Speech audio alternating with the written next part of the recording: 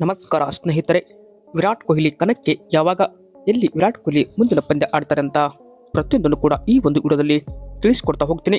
ಅದಕ್ಕಿಂತ ಮುಂಚೆ ಯಾರೆಲ್ಲ ನಮ್ಮ ಒಂದು ಯೂಟ್ಯೂಬ್ ಚಾನಲ್ಗೆ ಇನ್ನೂ ಕೂಡ ಸಬ್ಸ್ಕ್ರೈಬ್ ಆಗಿಲ್ಲ ಅಂದರೆ ಈ ಕೂಡಲೇ ಸಬ್ಸ್ಕ್ರೈಬ್ ಹಾಕಿ.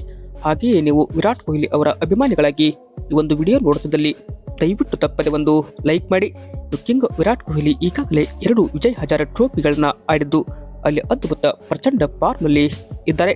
ಹೀಗಾಗಿ ಮುಂದಿನ ಪಂದ್ಯ ವಿರಾಟ್ ಕೊಹ್ಲಿ ಆಡ್ತಾರಾ ಇಲ್ವಾ ಅಂತ ಈ ಒಂದು ವಿಡಿಯೋದಲ್ಲಿ ತಿಳ್ಕೊಂಡು ಬರೋಣ.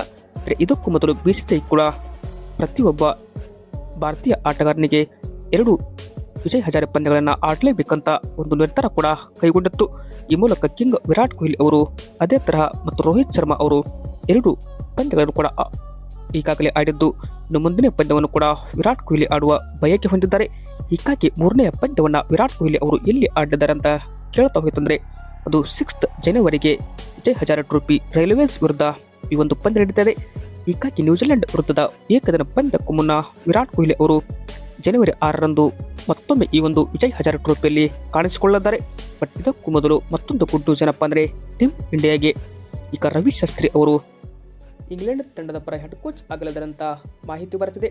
ಇಂಗ್ಲೆಂಡ್ ತಂಡ ನಮ್ಮ ರವಿ ಶಾಸ್ತ್ರಿ ಅವರನ್ನು ಅಪ್ರೋಚ್ ಮಾಡಿ ನೀವು ಹೆಡ್ ಕೋಚ್ ಆಗಬೇಕಂತ ಕೇಳಿಕೊಂಡಿದ್ದಂತೆ ಈಗಾಗಲೇ ಬ್ರೆಂಡನ್ ಮೆಕಲಮ್ ಇಂಗ್ಲೆಂಡ್ ತಂಡಕ್ಕೆ ಹೆಡ್ ಕೋಚ್ ಆಗಿದ್ದು, ಅವರ ಒಂದು ಹೆಡ್ ಕೋಚಲ್ಲಿ ಆಸ್ಟ್ರೇಲಿಯಾ ವಿರುದ್ಧ ದಿ ಆಸೀಸ್ ಸರಣಿಯಲ್ಲಿ 3ರಲ್ಲಿ ಸರಣಿ ಸೋತು, ಅಂದರೆ ಹೀನಾಯ ಸರಣಿ ಸೋತ ಬಳಿಕ ಈಗಾಗಲೇ ಇಂಗ್ಲೆಂಡ್ ತಂಡ ನಮ್ಮ ರವಿ ಶಾಸ್ತ್ರಿ ಅವರ ಮನವೊಲಿಸಲು ಪ್ರಯತ್ನ ಮಾಡಿದೆ.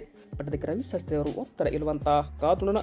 ರವಿ ಶಾಸ್ತ್ರಿ ಅವರ ಹೆಡ್ ಕೋಚಲ್ಲಿ ನಮ್ಮ ಟೀಮ್ ಇಂಡಿಯಾದ ಸಾಧನೆ ನೋಡ್ತಾ ಹೋದರೆ 2017ರಲ್ಲಿ ಹೆಡ್ ಕೋಚ್ ಆಗಿ ಬಂದ ರವಿ ಶಾಸ್ತ್ರಿ ಅವರು 2021ರಲ್ಲಿ ಅವರ ಅವಧಿ ಮುಕ್ತಾಯವಾಗಿತ್ತು.